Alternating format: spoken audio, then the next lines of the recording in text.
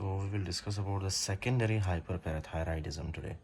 अच्छा, अब जो secondary hyperparathyroidism है वो होता क्या है? First of all, you need to listen, okay? This is a person and this is your thyroid gland, right? Thyroid gland के अंदर इस तरह से parathyroid glands होते हैं, right? छोटे छोटे से parathyroid glands क्या रिलीज करते हैं? Parathyroid glands रिलीज करते हैं parathormone. Simple. अब ये जो parathormone है, listen very carefully, okay? We will not talk about these diagram. First we'll talk about these diagram, okay? अब इसमें क्या है कि जो पैराथॉर्मोन है ना, these parathormone will come and these will act on the proximal convoluted tubule cell. Okay, ये kidney का फॉर एग्जांपल ये एक नेफ्रॉन है, ये मैंने हाफ नेफ्रॉन यहाँ पे ड्रॉ किया है. ओके, अब हाफ नेफ्रॉन मैंने ड्रॉ किया और ये जो आपको हिस्सा नज़र आ रहा है, this is your proximal convoluted tubule, right. proximal convoluted tubule का एक सेल होता है. ओके, सेल होता है, उसके अंदर क्या होता है, उसके अंदर जो है विटामिन डी होता है. Okay, vitamin D inactivated form में. इसी विटामिन डी को अगर आपने एक्टिवेट करना है, ओके, अगर इसको आपने कन्वर्ट करना है विटामिन डी एक्टिवेटेड फॉर्म में, तो आपने क्या करना होता है, you have to stimulate an enzyme. Okay, इसको इनएक्टिव से एक्टिव में कन्वर्ट करने के लिए हमें एक एंजाइम की ज़रूरत होती है जिसको हम कहते हैं alpha 1 hydroxylase. Okay, alpha 1 hydroxylase, right, alpha 1 hydroxylase. तो ये अल्फ़ा 1 या 1 अल्फ़ा हाइड्रोक्सिलेस क्या करता है, इनएक्टिवेटेड विटामिन डी को कन्वर्ट करता है एक्टिवेटेड विटामिन डी में. Fine, right.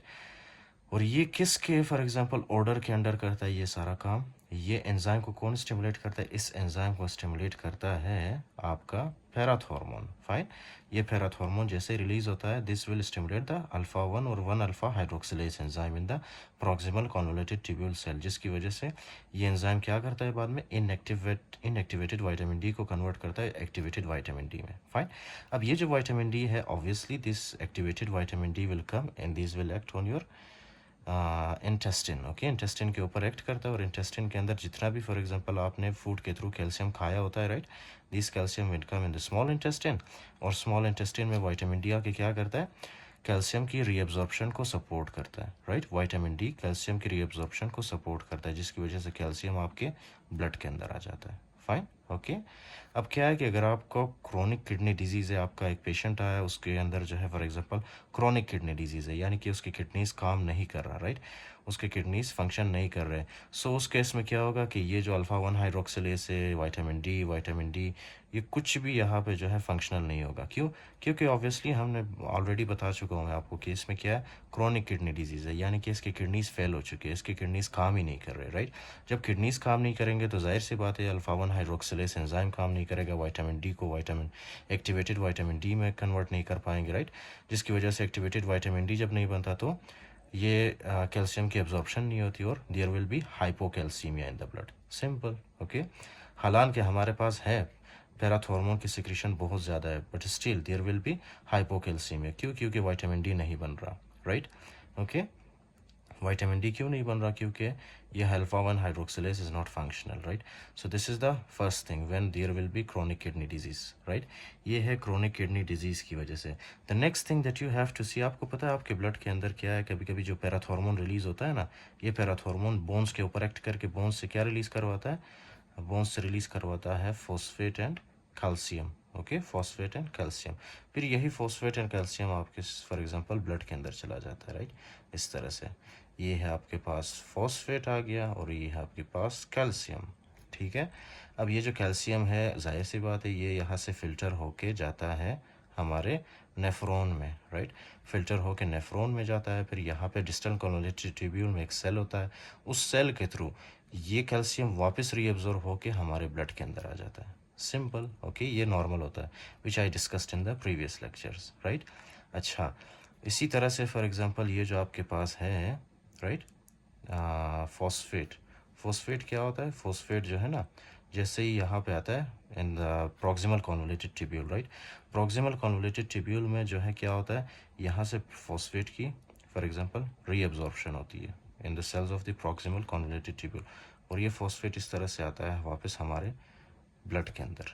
ओके, फॉस्फेट वापस आता है हमारे ब्लड के अंदर. सिंपल, लेकिन you must remember one thing, okay, कि जैसे ही फॉर एग्जांपल पैराथॉर्मोन आपके ब्लड के अंदर आता है, राइट, ये कैल्शियम एब्जॉर्प्शन को यहाँ से कौन सपोर्ट करता है, कैल्शियम एब्जॉर्प्शन को यहाँ से कौन सपोर्ट करता है, पैराथॉर्मोन. पैराथॉर्मोन आके इस डिस्टल कॉन्वोल्यूटेड ट्यूब्यूल के सेल के साथ अटैच होता है, जिसकी वजह से ये सेल स्टिमुलेट होता है और ये सेल कैल्शियम के चैनल्स इस तरह से बनाते हैं और कैल्शियम रीअब्जॉर्प्शन होती है और वो कैल्शियम वापस हमारे फॉर एग्जांपल ब्लड सर्कुलेशन के अंदर आता है। नाउ लिसन वन थिंग, अगर किडनी फेलियर होगा तो क्या ये कैल्शियम रीअब्जॉर्प्शन होगा? यहाँ पे नहीं होगा ना, कैल्शियम रीअब्जॉर्प्शन नहीं होगा, जिसकी वजह से there will be hypocalcaemia in the body. Okay, hypocalcaemia. The next thing that you have to see, अब दूसरी चीज़ क्या है कि फॉर एग्जांपल यहाँ से मैंने आपको बताया था कि फोस्फेट क्या होता है, इस तरह से आता है हमारे प्रोक्सिमल कॉन्वोल्यूटेड ट्यूब्यूल में, राइट। और यहाँ पे जो है इस तरह से को ट्रांसपोर्टर होता है जो कि क्या करता है, यहाँ से एक तो फोस्फेट को सेल के अंदर डालता है, दूसरा सोडियम को भी सेल के अंदर डालता है, राइट। इसीलिए हम इसको क्या कहते हैं, को ट्रांसपोर्टर, जो कि फोस्फेट को और सोडियम को हमारे सेल के अंदर भेज देता है, राइट, ये को ट्रांसपोर्टर। ओके, लेकिन जब आपके बॉडी के अंदर पैराथॉर्मोन होता है ना, आपको पता है वो पैराथॉर्मोन क्या करता है, वो पैराथॉर्मोन इस तरह से आता है, ओके। और ये जो आपके पास है ना ये को ट्रांसपोर्टर, इस को ट्रांसपोर्टर को ये ब्लॉक करता है, फाइन। इस को ट्रांसपोर्टर को ये ब्लॉक करता है, ब्लॉक करने की वजह से फिर ये जो को ट्रांसपोर्टर है ना ये काम नहीं करता, जिसकी वजह से ये फॉस्फेट जितना भी रीअब्जॉर्ब हो रहा था पहले सोडियम के साथ, वो फॉस्फेट और सोडियम अब रीअब्जॉर्ब नहीं होगा, right, because of the parathormone action. Parathormone ने ये को ट्रांसपोर्टर को बंद किया। तो अब क्या है कि जितना भी फॉर एग्जांपल फॉस्फेट होगा ना, that phosphate will go into the urine, okay, right. जब पैराथॉर्मोन रिलीज होता है, ओके, जब पैराथॉर्मोन रिलीज होता है तो फॉस्फेट सारा हमारे बॉडी से बाहर निकल जाता है। Simple, this is what happens normally. लेकिन अगर किडनी फेलियर हो तो क्या होगा? किडनी फेलियर जब होता है ना, first of all you need to remember कि ये जो आपका फिल्ट्रेशन वाला यूनिट है, ये फिल्ट्रेशन यूनिट काम ही नहीं करता, राइट, जिसकी वजह से ये फॉस्फेट जितना भी ब्लड के अंदर है ये ब्लड के अंदर ही रहेगा, राइट। क्यों? क्योंकि क्रोनिक किडनी डिजीज़ और फिल्ट्रेशन नहीं हो रहा, जिसकी वजह से फॉस्फेट जो है आपकी बॉडी से बाहर नहीं निकल पा रहा, राइट। तो क्या होगा, फॉस्फेट सारा आपके ब्लड के अंदर एक्यूमुलेट होना स्टार्ट करेगा। क्यों? क्योंकि किडनीज आपकी काम नहीं कर रही, फंक्शनल नहीं है, राइट।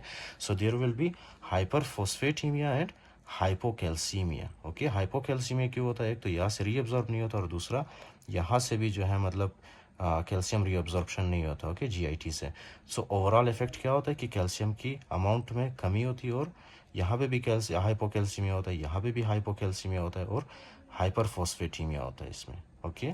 क्योंकि फॉस्फेट जो है हमारे जो ये फॉस्फेट फ़िल्टर होना था, क्रोनिक किडनी डिजीज़ की वजह से ये फॉस्फेट फ़िल्टर नहीं हो पा रहा, जिसकी वजह से फॉस्फेट हमारे बॉडी के अंदर एक्यूमुलेट होता जाता है, होता जाता है, राइट।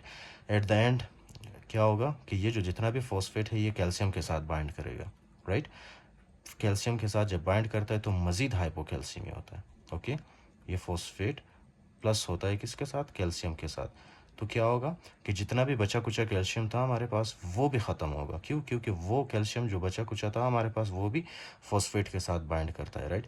तो एट द एंड क्या होगा कि there will be very much hyperphosphatemia, okay, and there will be very severe hypocalcemia. This is what happens in the secondary hyperparathyroidism. Now listen, okay. Secondary hyperparathyroidism, it occurs due to reduced calcium. First of all ये आपको याद रखना चाहिए कि जैसे ही kidney failure होता है ना, विटामिन डी प्रोड्यूस नहीं होता, विटामिन डी जब नहीं होगा, राइट, सो यहाँ से कैल्शियम रीअब्जॉर्प्शन नहीं होगा, जिसकी वजह से हाइपोकैल्सीमिया होगा। You must remember one thing, जैसे ही हाइपोकैल्सीमिया होता है ना, कैल्शियम की लेवल बॉडी के अंदर कम होता है, तो यही कैल्शियम क्या करता है, इस तरह से स्टिमुलेट करता है हमारे पैराथायराइड ग्लैंड को कि वो क्या रिलीज़ करे, पैराथॉर्मोन। फिर ये पैराथॉर्मोन रिलीज़ होता है, फिर ये बोन्स के ऊपर एक्ट करके ये फॉस्फेट और कैल्शियम को बोन्स से रिलीज़ करवाता है और यही फॉस्फेट और कैल्शियम ब्लड सर्कुलेशन के अंदर जाता है, right. So secondary hyperplasia due to reduced calcium absorption, क्या है कि जो पैराथायराइड ग्लैंड है ना उसकी हाइपरप्लेजिया होता है, राइट। उसमें क्यों? क्योंकि कैल्शियम रीअब्जॉर्प्शन कम होता है थ्रू द जीआईटी एंड और इंक्रीज फॉस्फेट। आपको बताया था कि इसमें फॉस्फेट ज़्यादा होता है most often in chronic kidney disease, okay. किस वजह से होता है? क्रोनिक किडनी डिजीज़ की वजह से। Causes hypovitaminosis D, right. आपको बताया था कि एक किडनी के अंदर क्या होता है, यहाँ पे लिसन, ओके, एक हार्मोन होता है, सॉरी एक एंजाइम होता है 1 अल्फ़ा हाइड्रोक्सिलेज के नाम से। ये 1 अल्फ़ा हाइड्रोक्सिलेज काम नहीं करता, जाहिर सी बात है, जब किडनी फेलियर होगा तो 1 अल्फ़ा हाइड्रोक्सिलेज भी फंक्शन नहीं करेगा, जिसकी वजह से vitamin D inactivated form of vitamin D activated form of vitamin D में कन्वर्ट नहीं होगा और यही विटामिन डी यहाँ से कैल्शियम रीअब्जॉर्प्शन में हेल्प नहीं कर पाएगा, जिसकी वजह से हाइपोकैल्सीमिया होता है, okay. Next, hypovitaminosis D and hyperphosphatemia, which I discussed. Hyperphosphatemia तो होता ही होता है। अच्छा, फिर उसके बाद क्या होता है कि रिड्यूस्ड कैल्शियम हाइपरफॉस्फेटीमिया क्या करता है, हाइपोकैल्सीमिया क्यों करता है, क्योंकि जितने भी फॉस्फेट्स होते हैं ना आपकी बॉडी के अंदर, आपके ब्लड के अंदर, वो क्या करते हैं कैल्शियम के साथ बाइंड करके मजीद हाइपोकैल्सीमिया करवाते हैं, right. And hyperphosphataemia in chronic kidney disease versus hypophosphataemia with most other causes. अच्छा, क्या है कि जैसे ही फॉर एग्जांपल आपको पता है पैराथॉर्मोन जब एक्ट करता है ना बोन के ऊपर जब एक्ट करता है तो ये ऑस्टियोब्लास्ट्स को एक्टिवेट करते हैं। ऑस्टियोब्लास्ट्स क्या रिलीज करते हैं, ऑस्टियोब्लास्ट्स रिलीज करते हैं एएलपी, राइट। एएलपी एक एंजाइम है। फिर यही एएलपी जब बॉडी के अंदर बहुत ज़्यादा होता है, right, these ALP will stimulate the osteoclasts. Osteoclast stimulate होते हैं, फिर ऑस्टियोक्लास्ट जब स्टिमुलेट होंगे सो that will lead to release of calcium and phosphate from the bone. Okay, this is what happens normally, right? So उसके बाद है tertiary hyperparathyroidism, which is the refractory autonomous hyperparathyroidism resulting from end stage renal disease.